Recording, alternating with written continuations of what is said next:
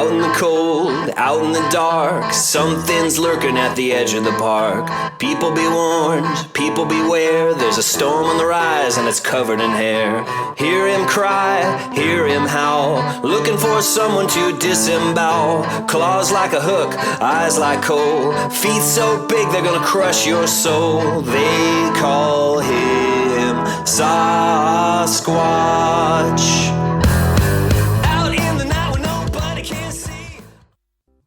This is Yowie Central. Welcome to the show. You're listening to 94.9 Main FM and you're with Sarah Bignell. This is the community radio show where we bring you the latest on Yowie Research in Australia and we delve into the vast and endlessly fascinating realm of Bigfoot, Sasquatch and cryptozoology from here and around the world. We go into all sorts of weird stuff, paranormal encounters, UFO sightings, you name it. And this is a community radio show, which means you're all part of this Yowie Central and Main FM community. You're all welcome to contact me if you had a Yowie encounter or you've had freaky experiences in the bush with orbs, min lights, UFOs, or anything else kooky and spooky. Get in touch with me via yowiecentral@gmail.com or via the Yowie Central Facebook group if you have a story to share. How has your week been, my friends? I hope you've had a good one. I'm still riding on a high after my Australian Yowie Research team's incredible thermal camera footage capture of 2, possibly 3 Yowies up in Queensland. I can't tell you the exact location as we would prefer people stayed away so as not to compromise our research. Suffice to say, it's in a place rarely frequented by human beings. Buck Buckingham was the cameraman in this instance, but they all deserve to hold their heads high. It's always a team effort and they have all worked their butts off. Ticks that burrow into your flesh and blood-sucking leeches galore, arduous hikes, carrying equipment, snakes, heat stroke, cramps, you name it. It's very hard work and it's not for the faint-hearted or the unfit. But it all paid off a few weeks ago. Dean Harrison has released 2 videos of the footage, the second one just this week. So if you haven't checked them out now on the Australian Yowie Research YouTube channel. Today I'm having a chat with my dear friend and Australian Yowie Research founder and head honcho, Dean Harrison, about that incredible, groundbreaking footage. We also go into the game changer that is the invention and current accessibility of thermal cameras and what the difference between thermal and infrared cameras is. We also go into the advantages of sleeping in an open hammock compared to the confines of a tent. And we talk about the meticulous work involved in preparing to publish such groundbreaking footage, the return visits to the site to work out exactly where the beings were standing and where Buck, the cameraman, was standing in order to work out the beings' heights and to compare that with the members of the team, the measuring of heat signatures and comparing the difference between the team members and the 2 beings, and the answering of any doubts that anyone might come up with as to the authenticity of this footage. And let me assure you, it is 100% genuine. We are deadly serious about our research. Here is the #1 expert on the subject of the Australian hairy man, Yowie Doolagal, Mr. Dean Harrison.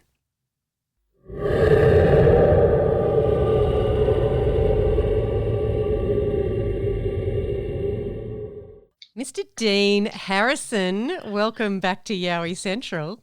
Good morning, Sarah. Good to speak to you again. It's good to speak to you too. I am so excited about the incredible footage on thermal camera that you and the other members of the AYR team managed to capture a few weeks ago. So exciting! Can you tell the Yowie Central listeners a little bit about what you captured in using that new thermal camera? It's both compelling and exciting. It wasn't expected. I mean, it was dreamt of course. I mean, you always go out there with positive intentions, but not just one, but two, or possibly even three in the same night. It was a monumental, epic outcome of the night, and all thanks to Buck. It was his initiative. Now, it wasn't that far away from where we've had footage before. In fact, the entire hinterland, Gold Coast hinterland, is active, extremely active, and active right now. Having the experience around that area for a couple of decades, 2 or 3 decades, we knew what we were looking for. If you've watched the video, you'll see that we started off at the bottom of a mountain and we hacked our way through up pretty severe hostile sort of terrain. It was almost like climbing a ladder at some stages, and physically it was exhausting, it was draining. We didn't know exactly where we were going. We knew we wanted to go to the top. We weren't quite sure what we were going to be met with. We predicted that we'd be coming down the same way that we went up. So as luck had it, we discovered a track on top of this mountain, and it would have been probably within the first 30 seconds of being on that track that we saw our first sign, which was encouraging. As we went further, we found more and more. And these are signs that we've been finding around this area, like I said, for a few decades now. So we knew we were in the right location. We knew this area was hot. And we were finding footprints along the way. And this is through, pretty much almost virgin forest, really, really thick going. And there were footprints all along there. And there's no rhyme or reason for any humans to be there. They haven't been there in a long time. I think we were the first in, again, probably decades to be there. It's not the sort of terrain that you'd voluntarily walk up as for a leisurely stroll. So anyway, we're finding all these markers, and we got to the stage where we had to turn back, and we couldn't go back down the same way that we came, or we decided not to, and instead we found another way out, and it was even worse than the way we'd come up. So I mean, it was just one of those really bad, draining days, but we had some reward. So myself and Gary decided we'd go back and find an easier way in for our expedition night. So we did that. A couple of days later, we discovered a new way in. It was a lot easier. And we set the date, and myself, Buck, Shannon and Gary, we all met there, and we hiked in just on dusk, and we set up camp. We had the new thermals, which we are very pleased with, because like I said, it's a game changer. It really is. It's really equaling the playing field at night time. We're blind at night and they're not. That's why they have it all over us. We will not see them. We would not even know they're there if it wasn't for these. And we won't use infrared because I believe that they can see them. They can see the frequency. Now, humans can't, and people argue, well, these things shouldn't be able to either. Well, I'm sorry, but I've got a lot of experience with these creatures and this equipment, and I'm telling you, their behaviour changes dramatically. Once you put up an LED pack of any sort of passive infrared, their behaviour changes. Now, I don't think it's just because they can hear it or sense it or see it. I think they can see the glow similar to a flashlight. That's what I'm thinking. And so, and I'll just digress for a second here, Sarah. In the past, where we've used the trail cameras and we've set up hidden cameras around people's homes who have been having a hard time and being harassed each night, repetitively over months. Whenever we set these IR packs up, passive infrared, their behaviour has changed. Now, they won't come near the house. They can't see the cameras. They won't come near the house. Suddenly the occupants of the house are being able to sleep at night. And they're saying that's the first time in months we've been having a full night's sleep without, having the walls and the doors and the windows knocked on and things thrown at the house, etc. And when we put the trail cams and/or hidden cameras on the tracks that the witnesses will say, now coming down on this track towards the house. And you can see there's a worn path that they are using coming down towards the house. So we'll hide cameras with IR along those tracks. And guess what? Those tracks within 2 weeks, now got new shoots. They're starting to grow over. And a new track has emerged coming around the back of the cameras. So now this is called experience. And armchair critics can say what they like, but they don't have the experience. Now, we tally this experience with the experience of Bigfooters who have been doing this for a long time. It matches. It all matches. So, therefore, there's no reason why we wouldn't believe that they see infrared. So this is the reason we've switched to thermal. So, okay, on the night, we were all set up, and I think it came to about 11 o'clock at night, and Buck hadn't had much experience with the thermals, the new ones anyway. He used the FLIR a lot. But that's starting to age and it's starting to fade a little bit. And FLIR is infrared, right? Yeah, it's thermal. Oh, FLIR is thermal. Okay, yeah. That's a thermal. So we had no infrared for the night, and we're also not using white light. See, this is another interesting thing, another interesting dynamic we've put in the mix. We're not using white light anymore. Unless we're around like in base camp where we're making noise and it's known that we're there anyway. So we use red lights, like red light on our head torches, etc. Now, Buck had picked up one of the thermals and he was having a play with it, and Gary gave him a couple of lessons about what buttons do what. And about 11 o'clock he'd ventured away from camp. And he didn't go too far. It was within 100 metres. I think it was somewhere between probably about 60 metres and 80 metres or so forth. He'd been gone for some time. We all had earpieces in for radio silence. We didn't want any loud noises. We didn't want to give away the position of the people who had the thermals away from base.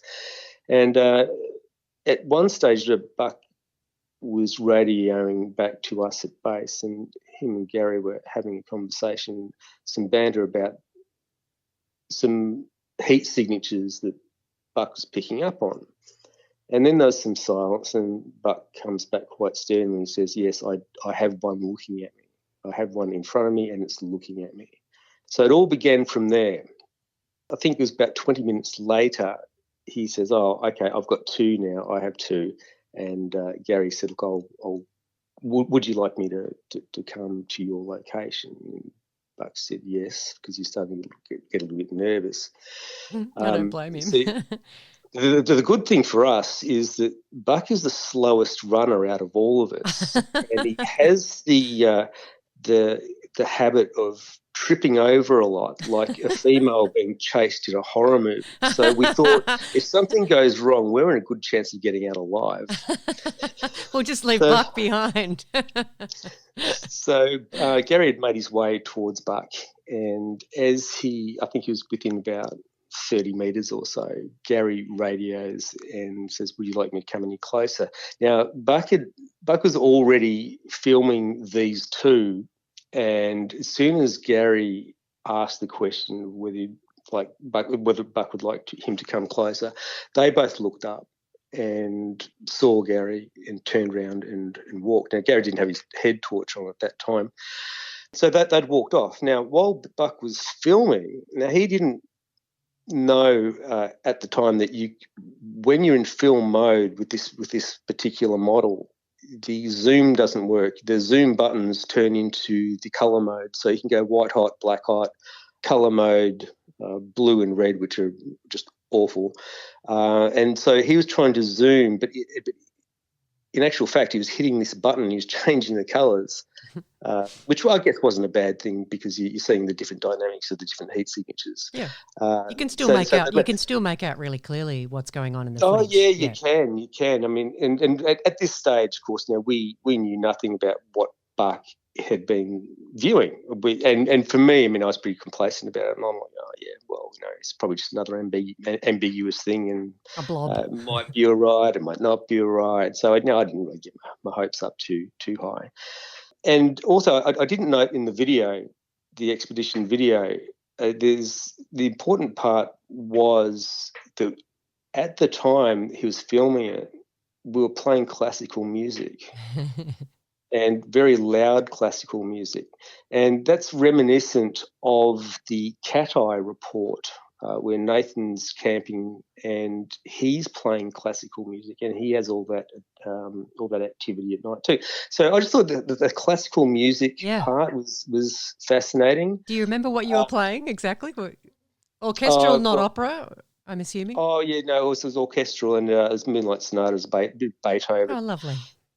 In fact, there's a few different numbers we were playing as I was putting Gary to sleep. I was gonna say Gary and Shannon are probably going, "What the hell is this?" Yeah, pretty much. I think so. So Buck had come back to camp. Again, we had no idea what he may or may not have had. Gary, being the expert with the thermals, downloaded the files to his phone, and we started watching, and lo and behold, wow, did we get a surprise? Yeah, I know you were filming the boys while they were watching that footage, and the looks on their faces was so amazing. Like they were so eyes wide, going, "Oh my God, this is incredible, so exciting!" When you sent that to me, I distinctly remember going, "No way! Oh my God, that's amazing!" I almost fell out of my chair. Well, that was our reaction too. Yes. And I mean, Shannon was, I think, beside himself there at one stage. This is his second trip out with us at night, and his first full night overnighter. And he was, out of all of us, I think he was probably the most surprised. But I mean, we were all jubilant, and of course we would be. It's pretty groundbreaking stuff what we have here, and it's been shared globally around, particularly in America with the Bigfooters, and it's had such great reviews from everybody. It's been on people's podcasts and such. Well, and even on the video that you put together with that footage of that expedition on our YouTube channel has had 52,000+ views. Like that's a record for any of the videos that we've put out in such a short time, within just over a week. That's right. Yeah, absolutely. And then we had the History Channel got in contact. Somehow the History Channel, or the producers for History Channel, got to see it. I don't know how, but they got in contact and they asked whether they could add it to one of their upcomings. That's very cool. So what I'd love to know, well, in fact, what I think the listeners would love to know is, so you've got this incredible footage. You know that putting it out there, you're going to get the armchair researchers going, "Oh, that's a hoax," and we certainly have. Like I've seen quite a few comments that I've deleted off YouTube because they've been really nasty ones. You guys have actually been very meticulous in going back to the same site, working out where you were, where that spot was, doing height comparisons. So yeah, tell me a bit about that process that you've been going through since then. Right. Well, locating the position during daylight hours was important. Finding where Buck was standing and the most likely position he was filming, the most likely angle, etc. Then going to the spot where they were, and God knows what this one was doing. I mean, what he was picking up off the ground. I filmed it, and I can't see what would have been of interest. But looking at the fronds of the plants, the large fronds that was semi-blocking them, they would had to have. Oh, these fronds were 8 feet. And so these things were a lot taller than that. So they were big, and they were solid too. Big fat heads, weren't they? Yeah. Big fat heads and Yeah. shoulders, Big and shoulders, big head. yeah, they were big boys. It wasn't Both of sticking a them. stick into the ground, do you think? No, because it would still be there. Now there were sticks in the ground in that bush, um, but not directly where they were standing. You're listening to Dean Harrison of Australian Yowie Research on Yowie Central on 94.9 Main FM.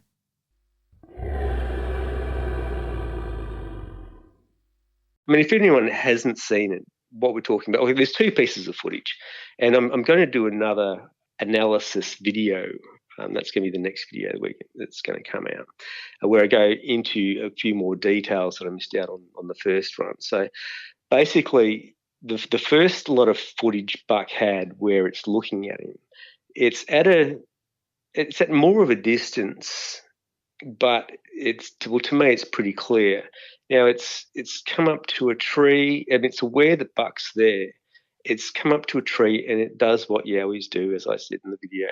It starts hugging the tree, puts both arms around the tree, and they do this to pretend they're not there because they'll blend, and they'll do this during the daytime. As I've said before, they'll hug a tree, put one arm out like a branch, or they can stand autonomously and put both arms out like they're a tree, or put both arms around, just try and blend into the tree, that sort of jazz.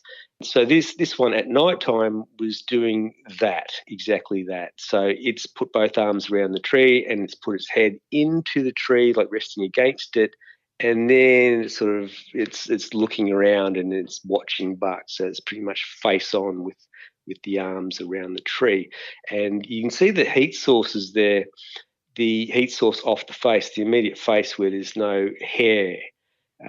The heat trace is a lot hotter, and then you'll see on the immediate elbow there's obviously less hair there, and there's no hair on the top of the hands because they've got big heat signatures as well. So that was the first lot, and that was terrific. I mean, that would have been great if you just captured that. But the really good footage is what came later, about some 20 minutes later, where he focuses in on a tree, and you see a light source, a heat source, I should say, coming through the foliage, and then one steps out, and he's huge, he's solid, and the head is sitting right on the shoulders, and big fat head and big fat shoulders. I mean, he's really well built all over him. And then another one steps out behind him, and it turns its back. So it's looking in the opposite direction. It's got its back because we're playing music at the time, so no humans are in the area. The interesting thing is they paid no mind to Buck whatsoever, did not care about him. They didn't even look sideways at him. Now, That because is interesting. So they didn't notice. They didn't notice that he had a camera. No, yeah, they did not even glance at him. And now they'd come from a distance. They'd come through the foliage, and you can see them arriving. You see the little blinks in between the foliage of the heat signature as they're getting closer, and then they come behind this tree and they step out, and you go, wow. I mean, wow. I mean, it's pretty impressive. Yeah. And so the first one, he steps out and he's got something to do. And the other one's watching his back, watching out for humans, I'd say.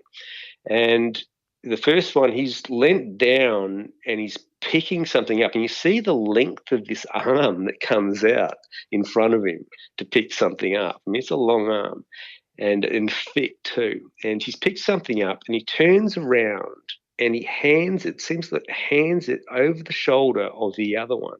Now, you can't see the hands of the other one because they're in front of his body. So I'm presuming that this thing just sort of put his hand around and taken whatever it was. And then it goes down again and it picks something else up and stands up. Now, the back of this one, the one that's facing in the opposite direction, I'll have to go into, again, more detail on the images here. But he's got really broad back, the shoulder blades, etc. When you zoom in with the software we got, you can bring it up a little bit clearer than what we've shown before. And then there's the back of his head, etc. But he's got really broad shoulders, and he's really tall too. The other one, where the direction where he came down and picked that whatever it was up, he was facing towards base camp and sort of towards where Gary was coming from. So it was round that point and looking in that direction where Gary radioed Buck and said what he did, and then it's looked up and seen Gary, and they both turned around. And Buck at that point, right at that point when they had turned around to walk off, he'd hit the camera button instead of the colour range button, and the footage cuts off, unfortunately. But, Poor Buck. I mean, yeah, I know. He was so upset. Yeah, he was. He was. Yeah. But, that's understandable. I'm really happy with what we've got. Oh, it's absolutely groundbreaking, amazing, some of the best footage, certainly Yowie footage, the best, I would say. Look, it is the best, and it's some of the best in the world, sort of thing. Yeah. But it was definitely it's just the second best thermal imaging that I've ever seen. So that night, knowing that there's 2 or 3 of them lurking around, we were sleeping in open hammocks. So I didn't get a wink of sleep, and we had this one annoying tree that just kept making noises the entire night, and sometimes it was louder than other times. So you'd have to keep sitting up in the hammock all the time, or getting out of the hammock and go for a wander around with the thermal image, just to make sure. Because you sort of felt a little bit vulnerable, but it's better than being in a small 2-man tent and hearing something around you, not being able to look, not being able to see. I was in that situation it would have been about 20 years ago at Springbrook, and I was literally praying for daylight. That's how bad it was. It was like a scene out of a horror movie. You look out through the fly of the tent, and it's just mist rolling in between the trees. And the guy that I was with, he was out cold. He was sound asleep, and I couldn't wake him up. And this thing outside the tent was doing run-bys and deliberately trying to scare us on 2 legs, bipedal, and it was running closer and closer to the tent, or you're just waiting for this thing just to stomp on top of the tent, and you couldn't see anything, and you couldn't go outside, and you're too scared anyway, and all you wanted was it was absolutely terrifying being in that situation. So with these hammocks, it was a little bit easier actually, because you could see what was around you, particularly with the thermal, and that's technology we never had back in those days. So it really takes the guesswork out. You hear something, you pan around with one of those, and you know whether there's something there or not. Yeah, we're better than the old FLIR that you had.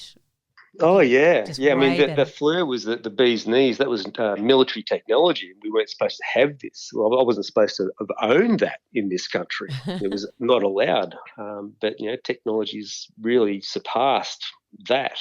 And we're rolling out more and more units all the time, as you know. Yeah. So pretty much everyone has a thermal. We invest a lot of time in what we do, so we may as well invest with our wallets at the same time to get the best out of our time and our experience out there. So now comes the crunch. All these signs that we've been finding over the years, and symbols, etc., the sticks in the ground, and the TPs, and etc.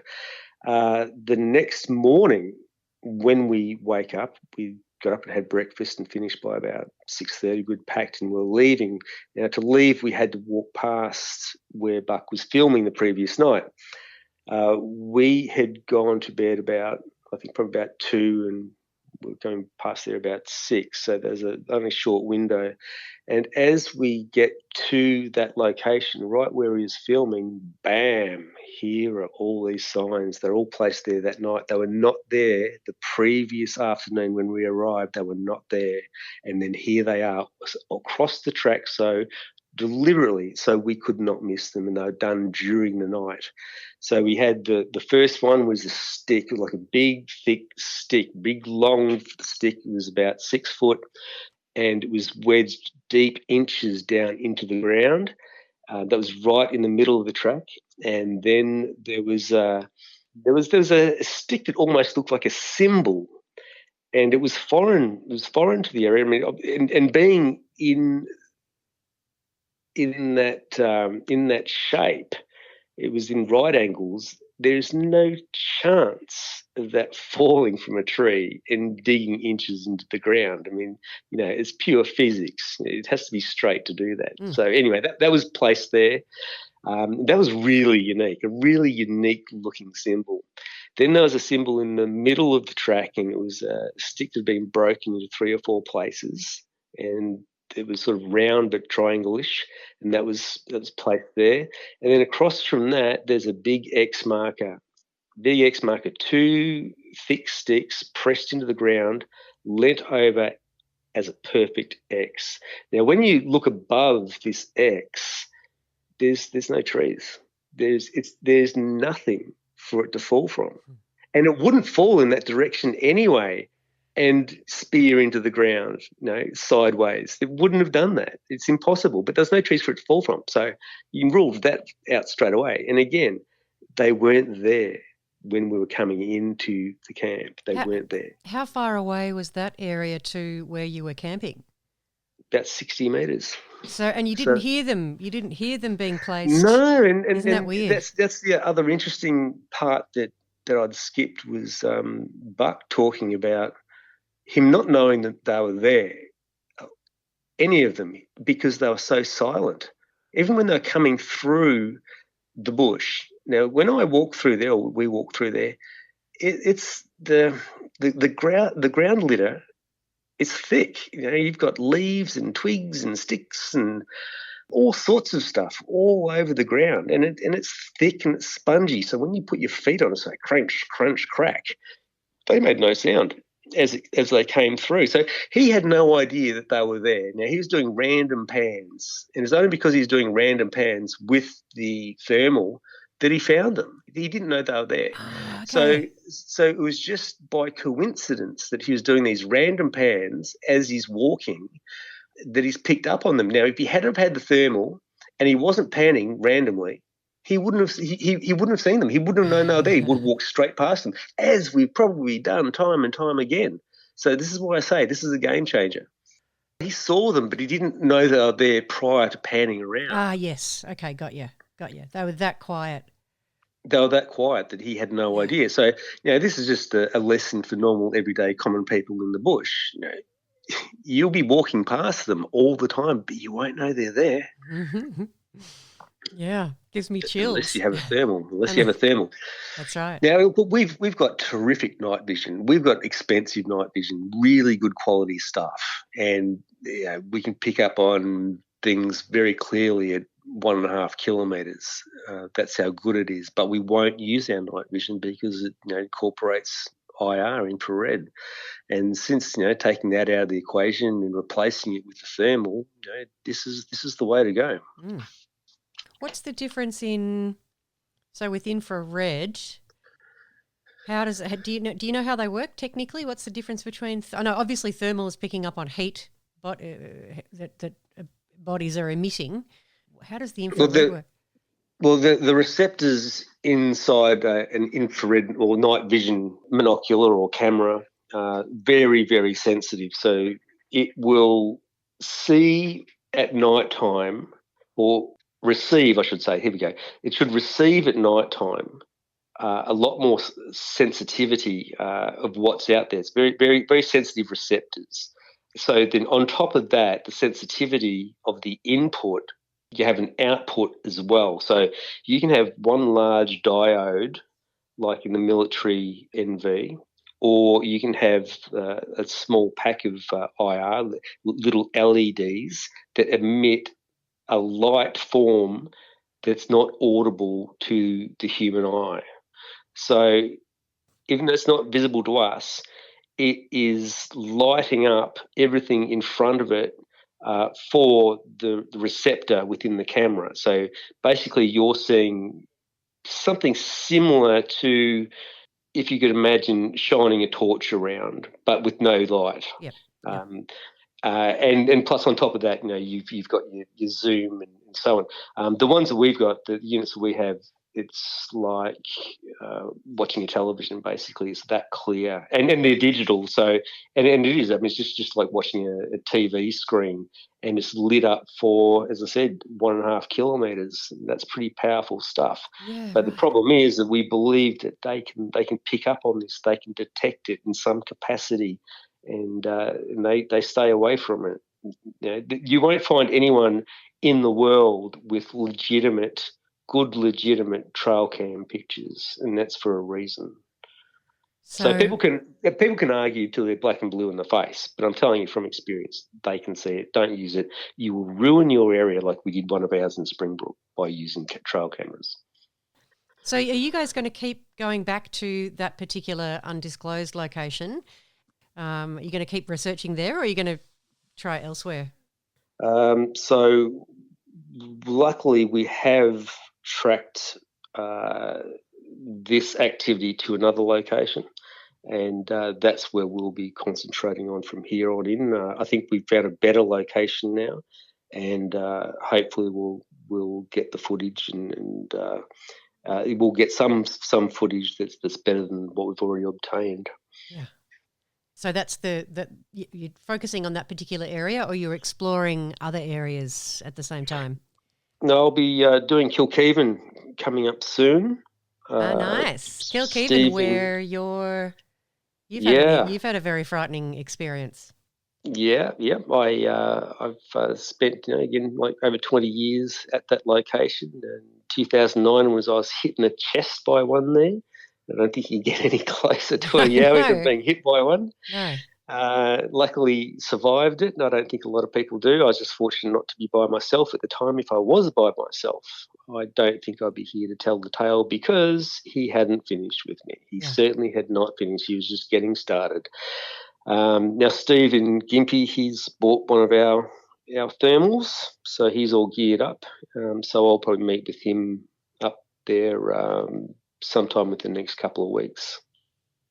And how's that? Because you're understandably carrying significant trauma from that experience in 2009. How was it? Because you don't stay out in the bush very much camping. How was it the other night? Because that was the first time you'd actually stayed overnight for a long time, wasn't it? Well, I have stayed overnight, but normally I'd sleep in the confines and the safety of the car, the Oh. security of the car. This is the first time I think I've slept in the open and as open as that. It's a good thing we did have hammocks, by the way, because the leeches were everywhere. That we've been plagued by leeches left, right, and centre that night.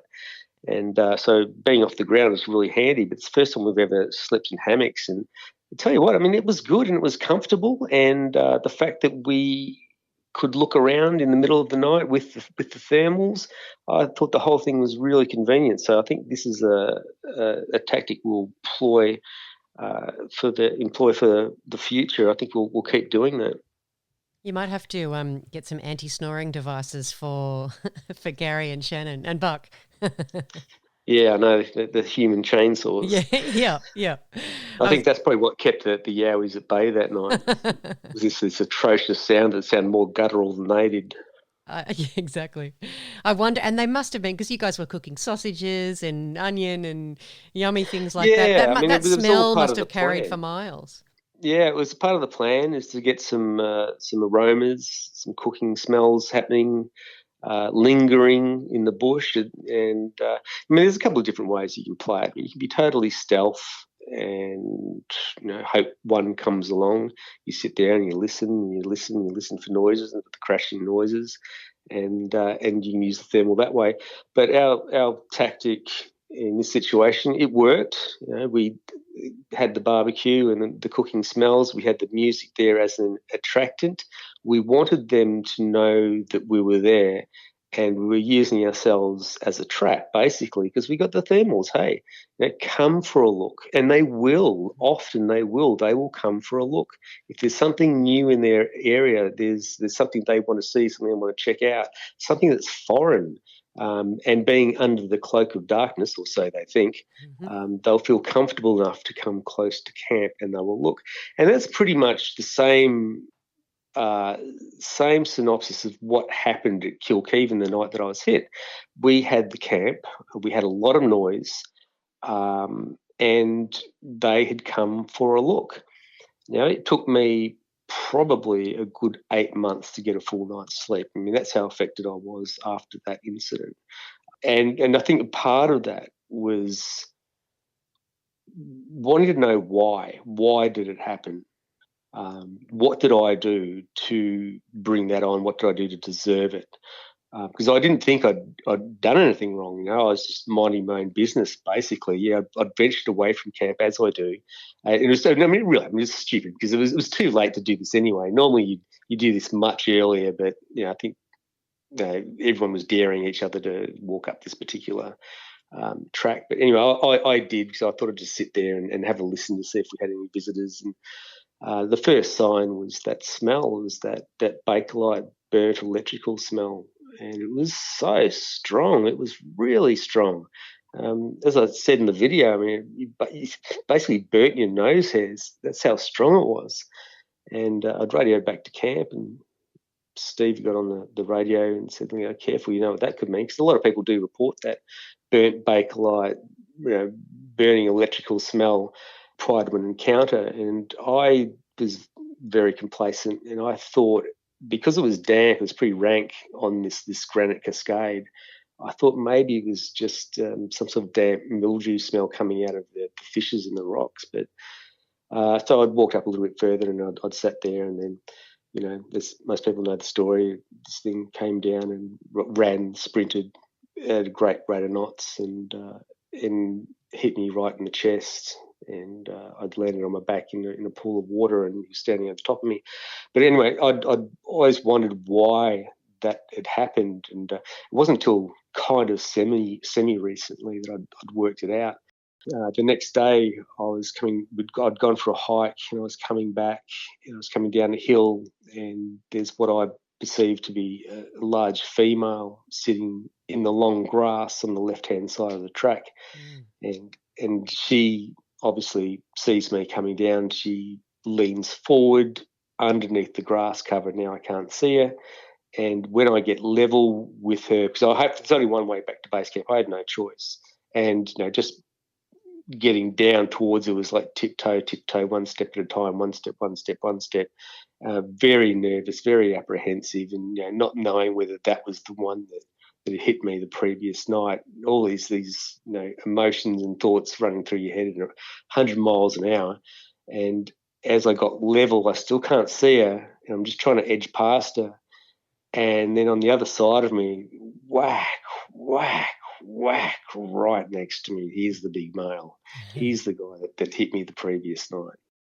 It took me a while to nut it out, but I think what I believe happened on that night was that smell, that pungent smell, that was her.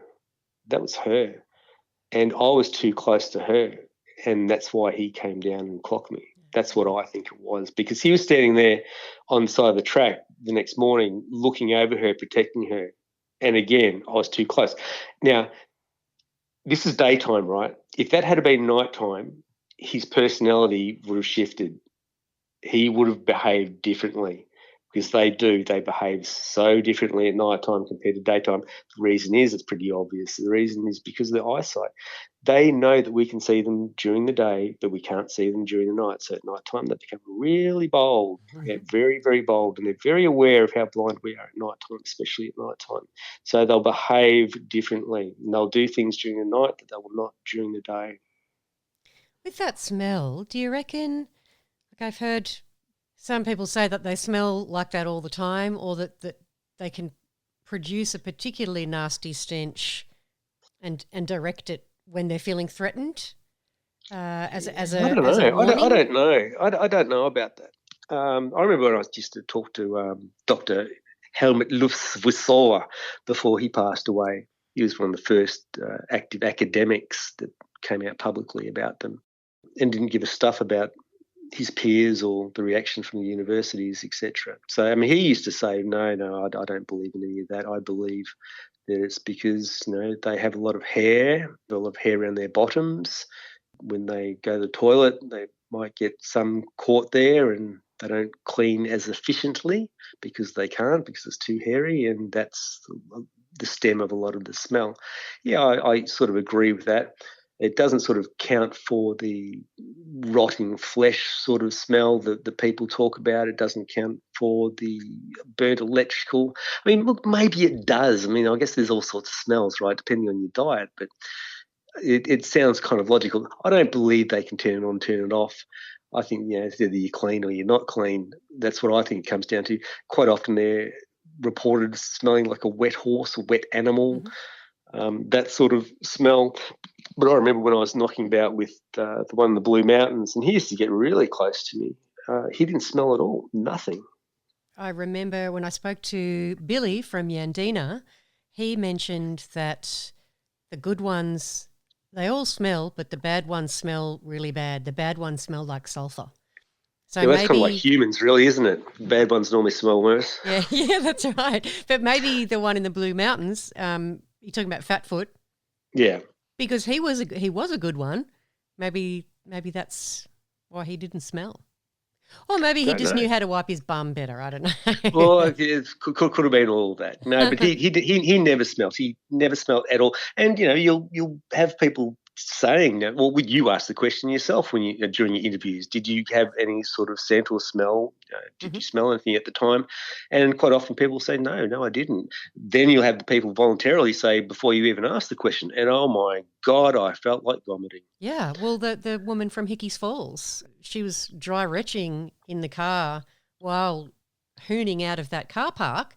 The smell was so intense and so strong, she thought she was going to vomit right there and then. It was, so it seems that some have that smell and others don't. Yeah, and some of them smell like roadkill that people report. I remember when I was next to one at Springbrook at one stage, and this thing smelt like cow manure.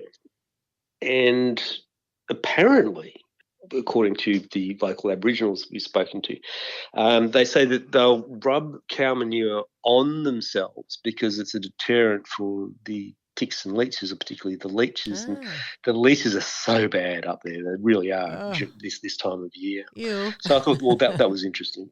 Yeah, that is it. That is actually really interesting. And I imagine if you're such a hair covered beast, then ticks would be an issue too, because just finding them in that hair, and they'd be able to make their way through down to the skin, but being able to pick them out, I guess they do what gorillas do with fleas. Yeah, I think you'd learn the land, and you'd have your own method of avoiding that sort of situation by putting something on you. You'd learn and have all that passed down to you. But as far as smelling like the roadkill, etc. Now, if you rubbed roadkill on yourself, that feral, horrible smell, then you'd be attracting a lot of carnivores towards yourself. So that could be another reason why they do that. Why they smell like that, to bring on a fox or some sort of carnivore, because it smells like something dead in the bush. I wonder if you're rubbing things like that to prevent leeches and ticks, if you've rubbed all that stuff over you and you're smelling really bad, you'd be attracting flies as well. And that's something I don't think I've heard reports of in the witness interviews that I've been doing with AYR. I haven't heard anyone report shitloads of flies, but then there's so much part of the landscape here. Maybe people didn't notice that. Yeah, it's just an idea, just kicking the can, basically. It's just an idea that is possible, that's one reason. But in general, I think some of them just smell.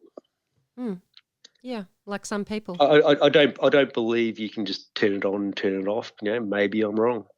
Because I recall hearing that silverback gorillas can do that. When threatened or when charging, they can emit a really strong stink like a skunk does.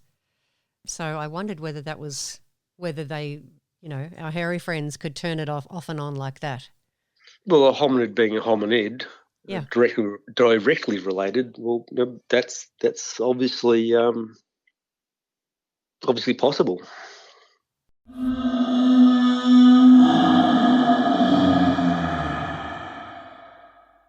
The legendary Dean Harrison of Australian Yowie Research.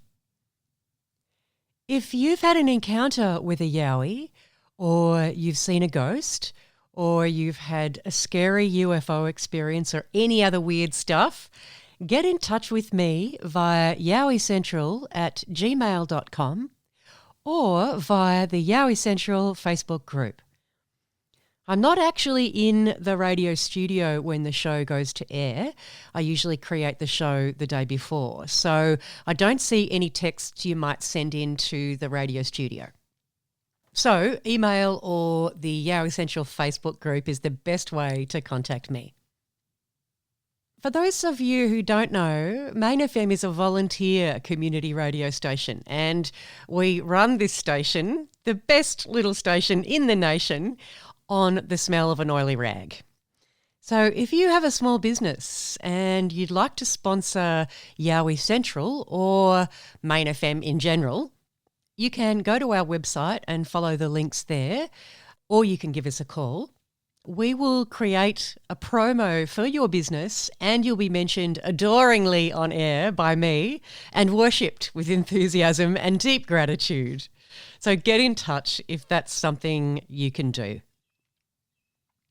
It looks like we're out of time for this week, folks. Yowie Central will be back next week, same time, same place, on 94.9 Main FM.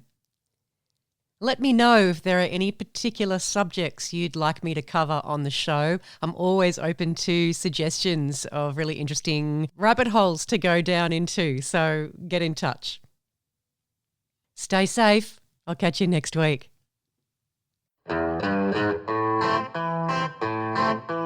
Out in the cold, out in the dark, something's lurking at the edge of the park. People be warned, people beware, there's a storm on the rise and it's covered in hair. Hear him cry, hear him howl, looking for someone to disembowel. Claws like a hook, eyes like coal, feet so big they're gonna crush your soul. They call him Sasquatch.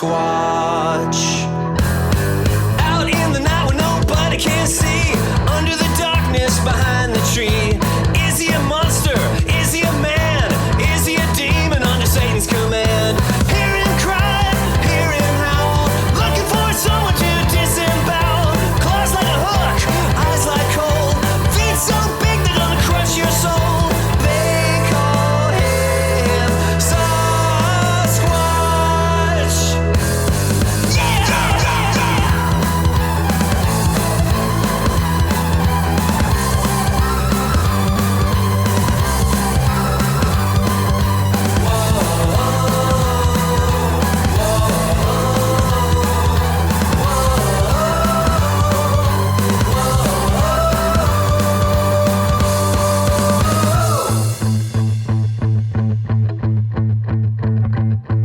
You might be rich, you pretty young thing, better hide the glint of your diamond ring. Your fancy jacket won't be worth a dime when you're sucking the blood right out of your spine. Hear him cry,